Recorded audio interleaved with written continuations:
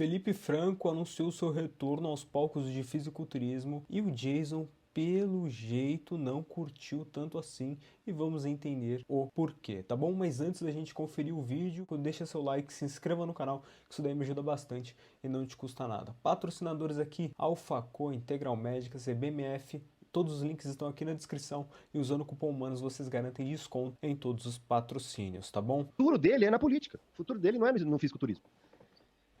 Pelo que eu posso observar. Mas se eu tivesse que palpitar assim, o maior fator, eu acho que é o bagulho do ego mesmo. Porque ele era o maior nome da maromba brasileira 10 anos atrás. 10 anos atrás ele era o cabeçudo, filho. Não, acho que até 5 anos atrás ele era o maior. Tô falando assim, já tinha orgulho, o carinha tava aparecendo, mas ele era o cara, ele tinha uma autoridade intocável. Essa é a palavra. Ele era uma autoridade na musculação. Sim, mas eu tô pensando só em atleta, só em fisiculturista. Ele era o principal nome. Era ele, aí veio o Brandão. Aí o Brandão veio crescendo em importância e tal, uma hora passou ele, e aí veio o Ramon e passou todo mundo igual um trem descontrolado.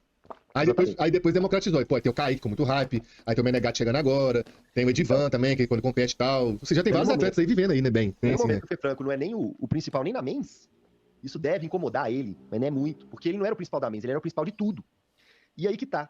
Não é só questão do hype, é o resultado. Ele não pode falar nada. Tipo, ele não tem argumento pra falar, não, eu continuo sendo foda. Não, o Diogo... Porque o que aconteceu? Até aquela época lá do Papa Vaga, ainda era especulação. Ele poderia falar aquilo ali, nunca mais competir e ficar um mistério no ar. Só que aí ele foi lá e falou aquilo e foi competir. E tipo assim, foi depois desse aí, né? Ele não ganhou e ficou tipo fora do top 10 do Portugal Pro, né? Lá do... Felipe Franco, ele deu uma declaração falando que ele seria o Papa Vaga, onde ele iria fazer um monte de competições e ia ganhar todas elas. No final das contas, ele pegou um top 3 aqui no Show do Brasil, se eu não me engano, e depois, não vou saber a ordem cronológica correta, tá? Mas aí depois desse top 3 ele foi competir em Portugal Pro e ele não pegou, acho que nem um top 10. Big Evolution. Aí ele segurou a cebola. Velho, porque querendo ou não, ele era o principal nome e ele tinha resultado, ele ia pro Olímpia. Sim. Sacou? Aí a galera começou a ir pro Olímpia. Aí ele parou de ir, mas porque ele foi fazer outras coisas. Na cabeça de todo mundo era assim, se o Franco voltar, ele vai. Eu tinha esse pensamento. Eu também. Você sabe disso, mas, mano, eu acho que o Felipe Franco, é claro que a costa dele ficou pra trás na época, né? Mas, mano, é só ele treinar. Tanto é que aquele Goiânia que ele ganhou tava enorme, mano. Tava top. E aí ele voltou, e ele sempre foi pegando vaga, e não conseguia pros Estados Unidos. Então todo mundo ficava assim, tá vendo? Ele voltou e ele ainda é um topzão, é que não estão deixando ele lá. Então tinha um argumento. Aí quando ele foi tentar e não pegou nem a vaga, aí o sentimento... E o pior ainda, né? Porque quando ele foi falar com o New Rio falou assim, mano, acho que não vai dar, não. Aí ele, que não vai dar, pá, não vai dar, sai de casa, comi pra caralho. Eu acho que ele tá doidinho pra aposentar. Só que ele não quer aposentar na baixa, não. Ele quer aposentar indo pro Olímpia. Entendi. É isso que eu acho. Eu acho que, tipo assim, na cabeça dele tá muito claro. É política que vai ser o futuro dele. Se ele não for eleito, ele consegue cargo, porque ele já tá lá tempo suficiente pra ter feito contato pra conseguir cargo, tá ligado? Que é o que sempre acontece, esses caras que viram político profissional. Não, acabou, agora se ele quiser, vive da política o resto da vida. Você vira assessor, você vira diretor de não sei das quantas. Secretário do não sei o quê. Você vai pro conselho da empresa no tal, e tem um monte de coisa. E eu não tô falando que ele precisa ter feito esquema. Ele só precisa ter feito contato. Network. Porque são cargos de confiança. Então, são cargos que eles dão pra alguém que eles confiam. Então, tô falando que ele precisa fazer esquema. Se só ele ser de confiança de alguém que foi eleito, vai dar. Pessoal, entrar na política já é um esquema. Esse é o ponto. Mas não necessariamente você precisa fazer algo fora da lei. Esse é o ponto. Não necessariamente você precisa roubar. Esse é o ponto. Você só precisa... Se você for um cara confiável, se você entrou, é um cara confiável, você consegue viver naquilo ali. Pra sempre. Só ser um cara confiável. Porque a maioria ele é cobra, velho. A maioria ele não é confiável, não.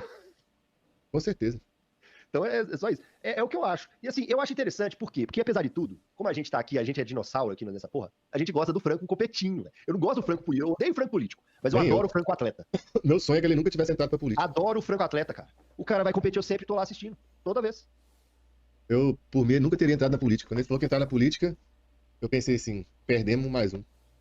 Perdemos um grande, perdemos um grandão aí, ó. Porque, pessoal, foda-se, qualquer lei que ele aprovar lá, todas as leis que ele tá aprovando lá, serve pra nada. Toda lei aprovada, o custo vai sair do bolso de alguém que tá gerando emprego, que tá trabalhando, que tá pagando imposto. Todas as leis, Toda lei tudo. tem um custo, né, eu quero saber é de acabar, terminar com a lei, cortar. Corta a lei, cortei 20 leis.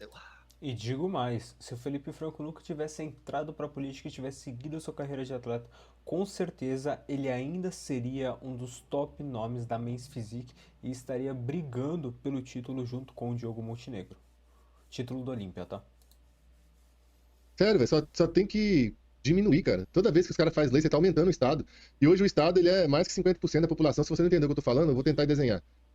Você tem lá os funcionários públicos, todos os seus familiares, todos os deputados, todos os seus assessores, juízes, policiais, é tudo do Estado.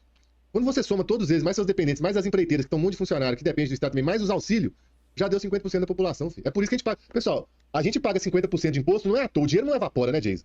O dinheiro sai do nosso bolso e vai pro bolso de alguém. O topo da pirâmide pega muito, mas vai distribuindo pra pessoa que é o faxineiro, pro cara que entrega água, pro cara. Ou seja, é 50%, velho. Ou seja, tudo que eu trabalho, eu gero lá, vou vender um negócio aqui por R$100. R$50 vai pro governo. O governo vai distribuir isso aí pra quem ele quiser, pra Bolsa Família, pra SUS, pra hospital, pra um monte de coisa. Acaba que você deixa metade da população ou mais dependendo do governo. Então a tendência é sempre aumentar.